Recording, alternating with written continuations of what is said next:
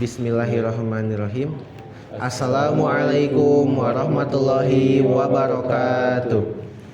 Yang kami hormati Bapak Irfan Septiansyah, Eskom MCE, selaku Kepala Sekolah SMK Al-Hikmah. Yang kami hormati Bapak Sutiono, selaku Ketua Jurusan RPL. Yang kami hormati Bapak Dr. Dian Rahadian, MPD, selaku Pengampu Mata Kuliah Teknologi Pendidikan. Baik, sebelumnya izinkan kami memperkenalkan diri terlebih dahulu. Perkenalkan, nama saya Akmal Ramadan.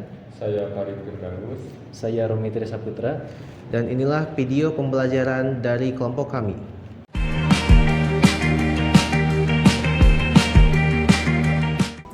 Adapun tujuan dari video pembelajaran ini, yang pertama adalah siswa dapat memahami struktur dasar tabel pada HTML.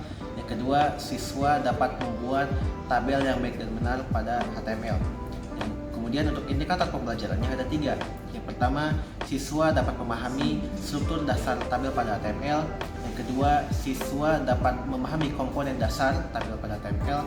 Yang ketiga, siswa dapat menganalisis serta memodifikasi sintaks tabel pada HTML. Nah, untuk itu langsung saja ke materinya. Untuk materi yang pertama, kita akan memahami bagaimana struktur dasar dari sebuah tabel. Nah, tabel ini biasanya digunakan untuk menampilkan data yang tabular. Nah, sama halnya ketika kalian membuat tabel di Microsoft Word ataupun Excel. Contohnya seperti misalkan kalian ingin membuat sebuah jadwal piket ataupun laporan keuangan. Nah, pastinya kalian akan menampilkannya dalam bentuk tabel supaya lebih mudah difahami. Sebelum kita masuk ke cara pembuatannya, ada baiknya kita pelajari dulu bagaimana struktur dasar dari sebuah tabel. Bagian yang horizontal ini kita sebut sebagai baris. Nah, kemudian untuk bagian yang vertikal dari atas ke bawah ini kita sebut sebagai kolom. Nah, kemudian perpotongan antara baris dengan kolom itu kita sebut sebagai sel, atau di HTML disebut sebagai data. Nah, kemudian langsung saja kita ke pembuatannya. Nah, biar lebih gampang, saya akan membaginya menjadi 2 bagian, yaitu tabel sederhana dan tabel yang kompleks. Nah, langkah pertama ketika kita membuat sebuah tabel ialah harus dibungkus dengan table. Kita akan membuat sebuah baris. Nah, baris itu direpresentasikan dengan tag TR ya, atau table row. Kemudian setelah itu ialah dengan membuat kolom. Nah, kolom ini direpresentasikan dengan tag TD atau table data. Nah, jadi struktur dasarnya seperti ini ya. Tag table dulu, setelah itu TR, baru kemudian TD. Nah, langsung saja kita ke contoh implementasinya. Nah, di sini kita mempunyai sebuah table dengan 2 buah TR. Nah, artinya tabel ini nantinya akan terdiri dari 2 buah baris karena TR-nya pun ada 2. Nah, kemudian di masing-masing TR-nya itu mempunyai 2 buah TD. Nah, berarti di sini kita akan mempunyai sebuah tabel dengan 2 buah baris dan masing-masing dari baris tersebut mempunyai 2 buah kolom. Hasilnya nanti seperti ini. Nah, mungkin kalian bertanya-tanya, loh kok nggak ada bordernya, nggak ada garisnya? Nah, itu karena kita belum menambahkan atribut border ya. Jadi biarkan dulu seperti ini. Nanti untuk bikin garisnya kita pelajari di materi selanjutnya. Nah, lanjut ke yang kompleks. Nah, apa bedanya tabel kompleks ini dengan tabel yang sederhana? Nah, bedanya adalah di sini kita mempunyai sebuah header. Nah, headernya pun bisa berbagai macam ya. Nah, di sini saya mencontohkan 2 saja. Ya, headernya ada yang di atas seperti ini, kemudian ada juga yang 2 sumbu, horizontal dan vertikal seperti ini. Nah, untuk struktur penulisannya seperti ini ya. Jadi tabelnya itu terbagi menjadi 2 bagian ya. Ada T-head ya, kemudian ada T-body. Nah, kemudian bisa kita lihat masing-masing dari TR-nya ini memiliki TH atau header. Jadi di sini kita akan membuat sebuah tabel dengan 2 buah header, 2 sumbu ya, horizontal dan vertikal. Nah, kemudian bagaimana hasilnya? Nah, hasilnya seperti ini. Nah, jadi di bagian handle-nya itu teksnya jadi tebal ya. Dan untuk tag bodinya, di bagian bodinya itu teksnya biasa ya, cetaknya reguler, tidak bold.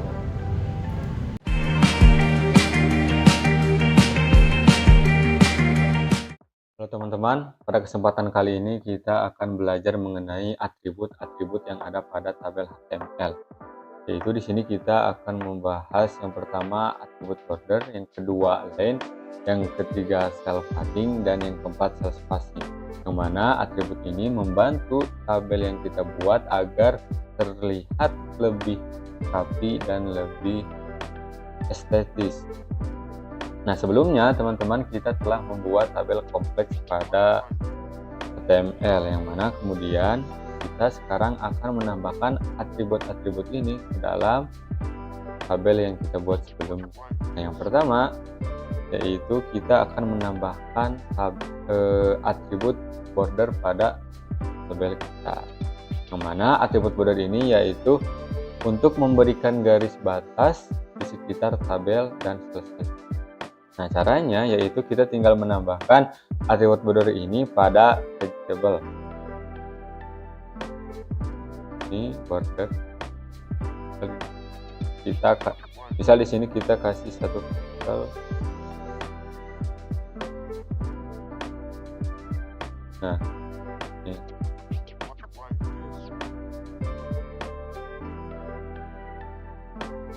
Kemudian atribut yang kedua yaitu line. Line ini yaitu digunakan untuk mengatur posisi teks atau elemen yang ada di dalam tabel. Kita bisa mengaturnya itu ke kiri, ke kanan, dan cara penulisannya yaitu kita tinggal menambahkan atribut ini ke dalam tag yang ada pada kode kita. Di sini saya akan menambahkan atribut line di tag tr. Left, tab itu kiri, line, right, begitu kanan. Kita lihat hasilnya. Nah, itu teman-teman. Yang ketiga kita akan mengatur isi sel dan sel itu dengan menggunakan cell padding ya. Yang mana cell padding ini caranya kita tinggal menambahkan atribut cell padding pada tag table pada sama seperti border. Kita lihat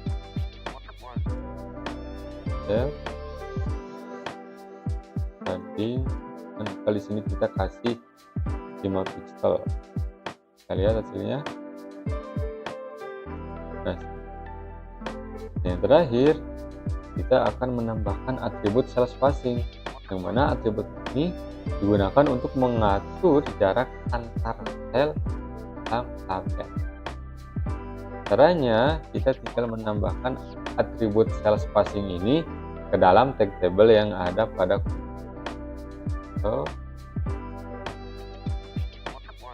cell spacing. Kita kasih misal 5.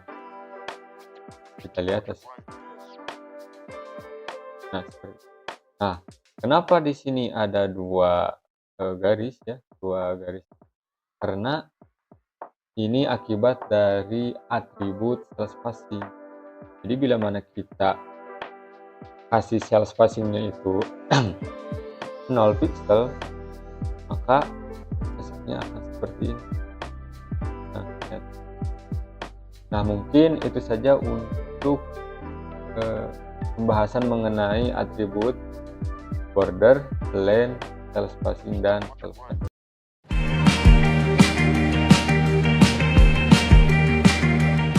Halo teman-teman, pada kesempatan kali ini kita akan mempelajari cara menggabungkan sel pada HTML menggunakan atribut col-span dan row-span.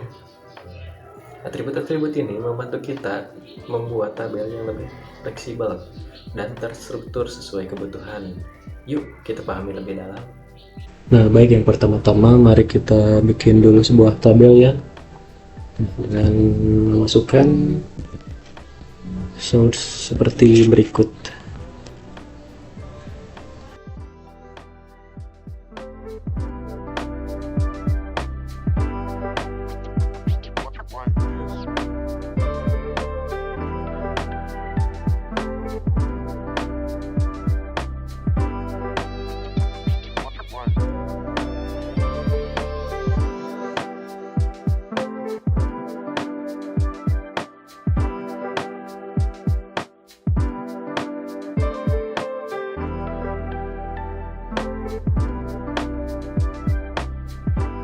coba. Nah, kita buka menggunakan PNG aja ya. Nah, seperti ini ya tampilannya untuk tabel-tabelnya. Nah, kita lanjut membuat untuk call span dulu ya. Yang pertama, call span di sini itu kan menggabungkan dua baris itu ya, dua baris yang atasnya maka kita tidak memerlukan ini. Kita hapus saja, tapi kita masukkan format call span seperti berikut ya.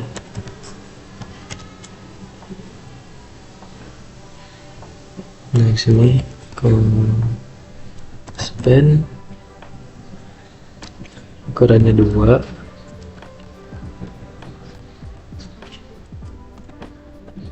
Ini jangan dulu ditutup ya. Nah, call span-nya 2.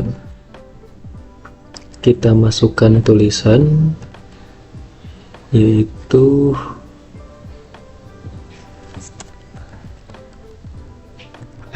span 2. Nah, seperti ini ya.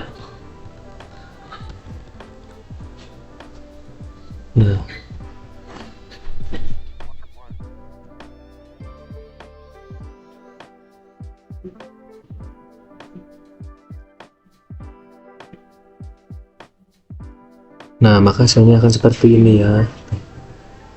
Maka digabung yang tadi kolom 1 baris 2 sama kolom 1 baris 3 kita gabung. Nah, maka hasilnya akan seperti ini ya. Nah, lanjut kita membuat row span ya. Nah, row span di sini kan menggabungkan dua baris, satu baris ya yang terdiri dari beberapa kolom. Maka kita akan memasukkan, baris yang pertama tadi kita hapus aja ya. Nah, seperti ini, hapus. Yang baris kedua juga hapus saja. Yang ketiga juga hapus. Nah, di sini kita akan memasukkan formatnya seperti berikut. Row span.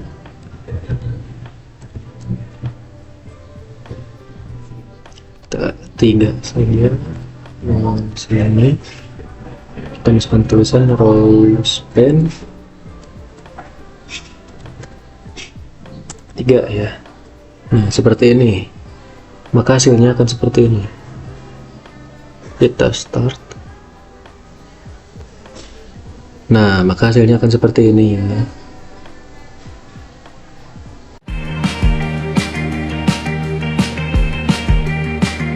Kesimpulan dari video pembelajaran kali ini, tabel digunakan untuk menyusun data dalam bentuk baris dan kolom. Nah, dalam tabel ini memiliki beberapa elemen-elemen yang penting. Yang pertama itu tabel sendiri, yang kedua ada TR, yang ketiga ada TH, dan yang keempat ada TD.